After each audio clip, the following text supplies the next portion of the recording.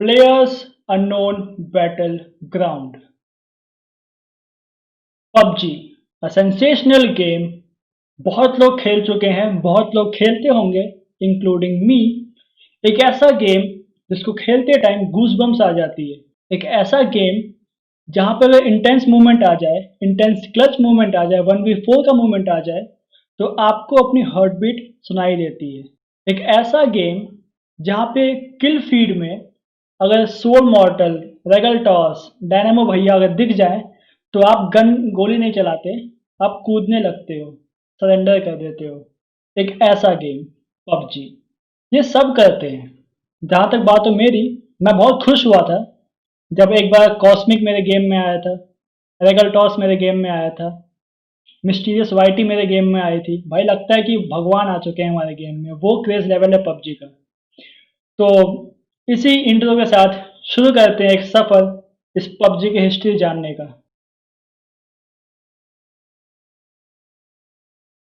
Hello everyone, स्वागत है आप सभी का एक बार फिर से मेरे चैनल पे।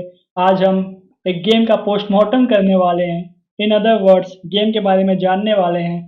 तो कैसा लगता है आपको ये वीडियो, कैसा लगता है आपको ये गेम, आप बता सकते हैं मुझे कमेंट सेक्शन में, या फिर कांटेक्ट कर सकते हैं मुझको मेरे इंस्टाग्राम आईडी पे @bniranकार। सबसे पहले पबजी कोई एक दिन में तो बना नहीं है गेम कि कोई सो के उठा क्रिएटर और चलो आज पबजी बनाते हैं। नहीं, बिल्कुल नहीं। इस वीडियो में पूरा इनसाइट पोस्टमार्टम होगा, मतलब कि पबजी की शुरुआत कैसे हुई, आइडिया कैसे आया, डेवलपमेंट कैसे हुआ, पैसे कैसे मिलते हैं पबजी को, सब कुछ। तो अगर हम बात करते हैं पबजी की, तो 20 साल पहले आज से 2000 में एक फिल्म रिलीज हुई थी जापान में जिसका नाम था बैटल रॉयल। तो उसका प्लॉट था काफ़ी काफ़ी हद तक सिमिलर था आज के गेम से। कुछ जूनियर्स स्टूडेंट थे, उनको फोर्सफुली एक आइलैंड में भेज दिया गया था by the government, and they have to survive that. And वो था रियल लाइफ था, इसलिए वहाँ पे जो टेरिटरी था वो श्रिंक नहीं होता था, लेकिन they have to live for their living. जो लास्ट तक बचा वो जीता, वो winner. Winner winner chicken dinner. तो वो प्लॉट के साथ एक क्रिएटर था जिसका नाम था ब्रैंडन ग्रीन। ओके, उससे पहले एक गैस कि जो लोकेशन मैंने मार्क किया है वो कौन सा देश है। हम्म, आयरलैंड सही है। वहां से एक क्रिएटर उठा जिसका नाम था ब्रैंडन ग्रीन। वो एक फोटोग्राफर था, एक वेब डिजाइनर था, और 2000 के आसपास उसको ऐसे गेम्स, ऐसे मूवी बहुत पसंद आते थे। जैसे कि उसको हंगर गेम्स बहुत पसंद थे जिसमें कि we have to kill someone for living. उसको बैटल रॉयल गेम बहुत पसंद आते थे। उसको वो मूवी बहुत पसंद आई, वो उससे काफ़ी इंस्पायर हुआ, और उसने काफ़ी गेम खेले इस फील्ड में, जैसे कि अमेरिका आर्मी, और मेरा फेवरेट डेल्टा फोर्स, और डेजी और डेजेड। अब बात करें इन गेम का, तो इस गेम का जो प्लॉट था काफ़ी हद तक सिमिलर था। अगर डेजी की बात करें तो उसमें ह्यूमैनिटी पे एक जॉम्बी अटैक होता है, आई मीन एक प्लेग अटैक होता है, और जो ह्यूमैनिटी से जो इंसान थे वो जॉम्बीज बन जाते हैं। और उसी के साथ, हाँ, बाकी लोग जॉम्बी बनते हैं, आप नहीं बनते हो, and you have to kill those zombies. और एक क्विक प्रचार, एक मैं ऐसा गेम बना रहा हूँ, तो जिसको सीखना है, जिसको देखना है, ऊपर आई बटन आ चुका होगा, just click on that, you are on that playlist. तो डेल्टा फोर्स था, वो काफ़ी हद तक पबजी जैसा ही था। मैं इसलिए बोल सकता हूँ क्योंकि मैंने इसका रिसर्च नहीं किया, मैंने खुद खेला इस गेम को। हम डेजर्ट में होते हैं, एरोप्लेन से आते हैं, हेलीकॉप्टर से आते हैं, आगे बंदे होते हैं, गोली मारना होता है।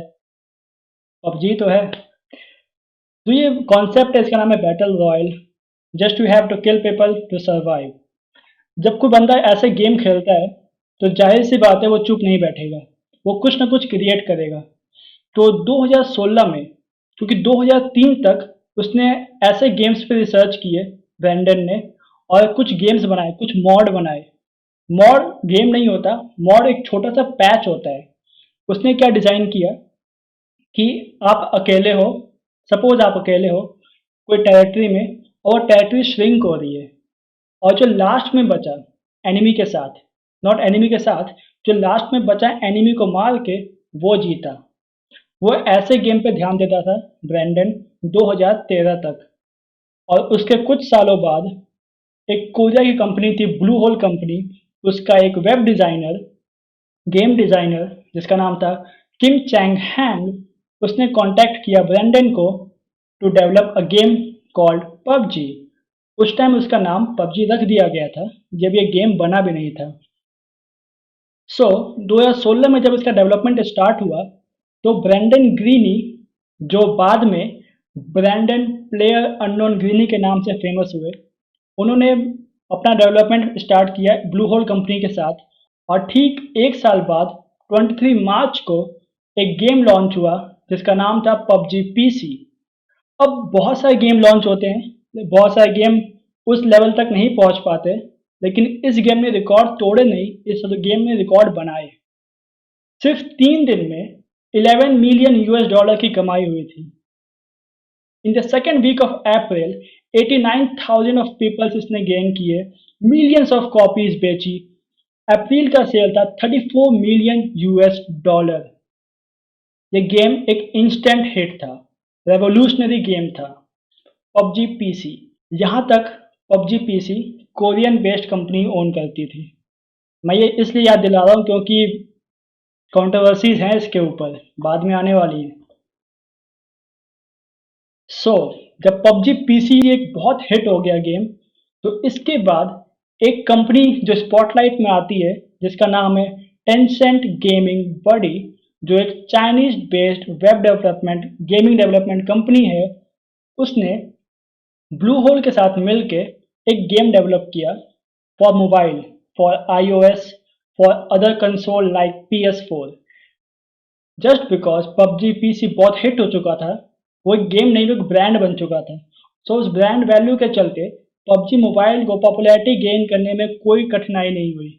जब पबजी मोबाइल लॉन्च किया गया सबसे पहले चाइना में, और सॉफ्ट लॉन्च, उसके बाद कनाडा और यूएस समेत 122 रीजन्स में इसको लॉन्च किया गया। आप सब जानते हो कि आज क्या लेवल है पबजी का। 600 मिलियन डाउनलोड्स, मजाक नहीं होता। ये गेम नहीं है, ये इमोशन है। जब हम खेलते हैं तो भाई लगता है कि हम लड़ रहे हैं, हम खेल रहे हैं। इस गेम के हिट होने का एक और रीज़न है कि ये फ्री गेम है, और जो इसका अर्निंग है वो इनडायरेक्ट वे से आता है। You don't have to purchase, you don't have to spend a single penny of money while buying this game, while downloading this game.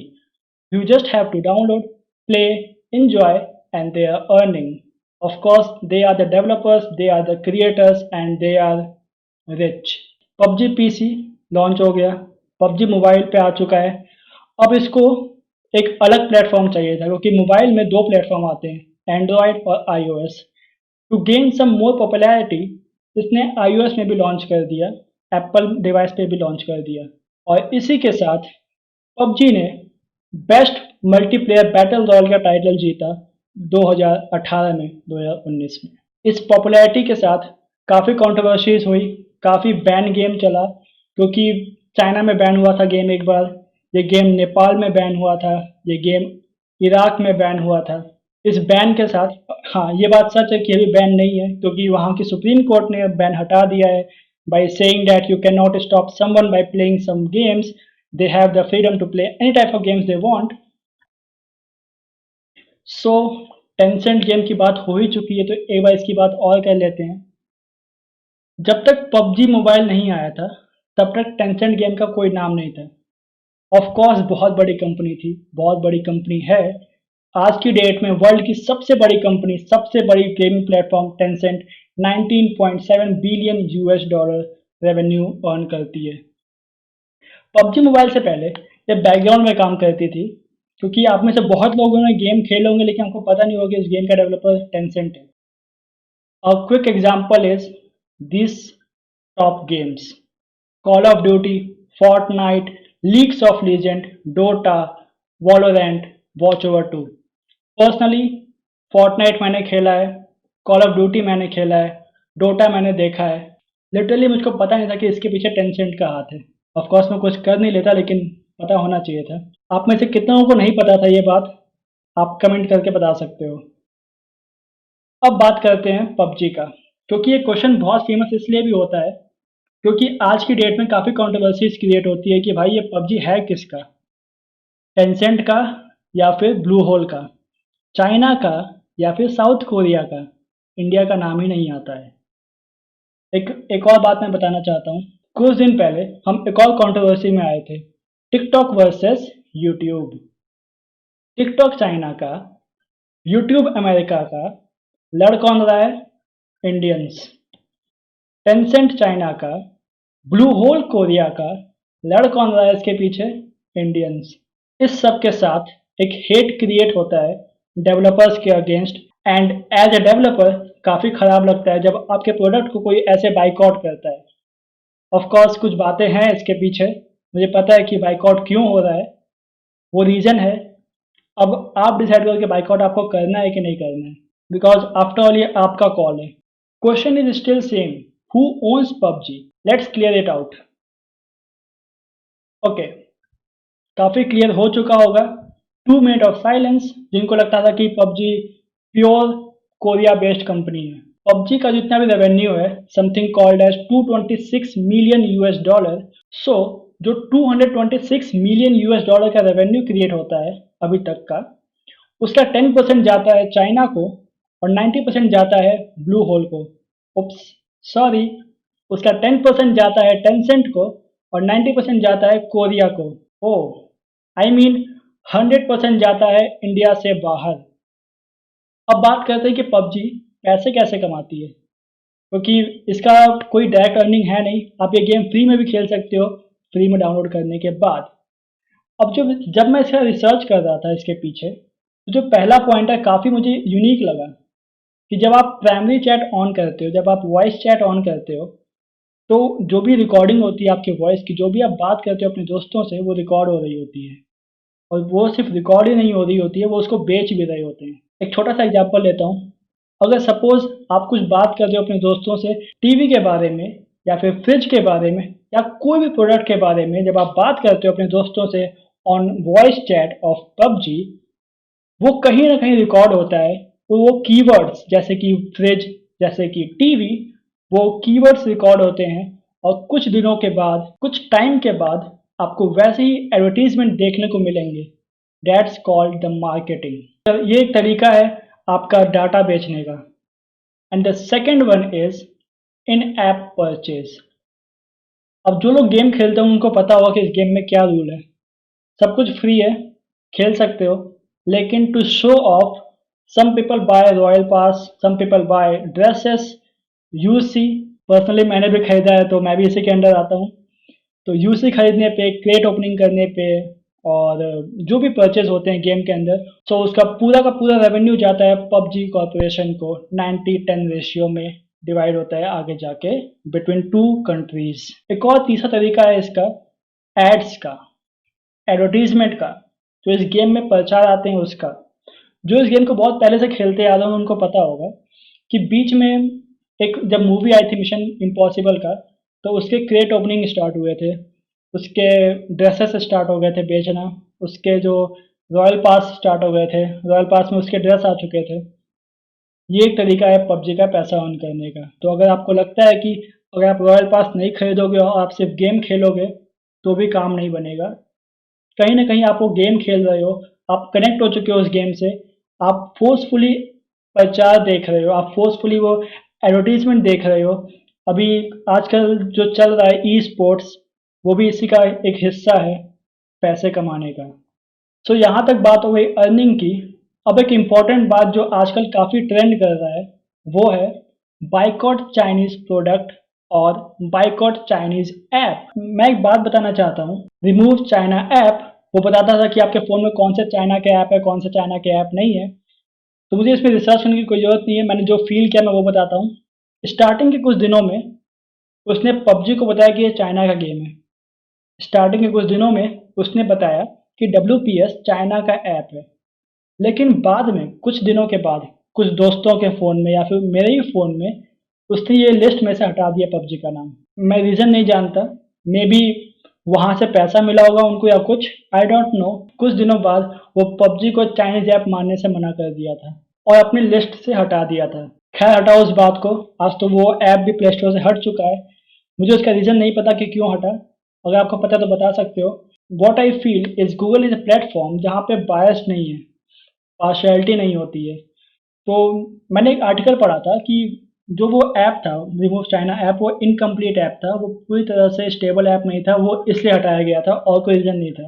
Okay, leave that point. तो बाइकआउट चाइना प्रोडक्ट जो भी campaign चला रहे हो, अब आप decide करो। अगर हटा सकते हो तो टिकटॉक हटाओ, अगर हटा सकते हो तो पबजी हटाओ, अगर नहीं हटा सकते हो तो कुछ मत हटाओ। जस्ट बी इंडियन, वही बहुत काफ़ी है इंडिया को सपोर्ट करने के लिए। आफ्टर ऑल जो क्रिएटर्स है इस गेम के, जो कंपनीज हैं, they are the one who deserve this money, who deserve this fame. So आज के लिए सिर्फ इतना ही। थैंक यू वेरी मच देखने के लिए। जो यहाँ तक देख चुका है बिना किसी इंटरप्शन के, वो कमेंट करके बता सकते हो मुझको कि ये वीडियो कैसा था, क्योंकि ये एक एक्सपेरिमेंटल वीडियो था किसी टॉपिक पे, कि उसका इनसाइट रिव्यू मैं करूँ। अगर आप चाहते हो कि ऐसे वीडियोस और आएँ कि पबजी काम कैसे करता है, पबजी में हैक कैसे लगते हैं, तो आप बता सकते हो मुझे सजेशन कमेंट सेक्शन में, या फिर पर्सनली जो मुझको जानते हैं वो मुझे पर्सनली भी टच कर सकते हैं। सो लाइक करो वीडियो को, सब्सक्राइब करो, सपोर्ट करो, प्यार दिखाओ। Keep loving, keep creating. Good bye.